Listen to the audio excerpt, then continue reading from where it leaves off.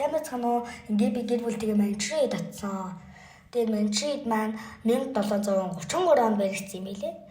Тэгээд энд солиод их кино бүтээдэг. Тэгээд солиод их кинон дээр гардаг хүүдээ гамир өгдөг хэсэгт нь би очсон. Тэгээд Мандрид маань байна. Тэгээд яваад шууд олсон. Сайн сонирхолтой байсан. Тэг би энд гой зураг авахулсан. Энд минь зургнууд маань байна. Хөргөөр зургнууд авахулсан.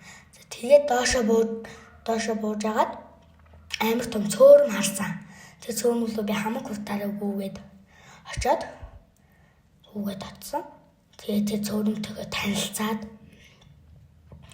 тэр цөөрөм маань амар том цөөрөм. Тэгээл тэр цөөрөмтэйгээ танилцж агаад тэгээд доошо буусан да.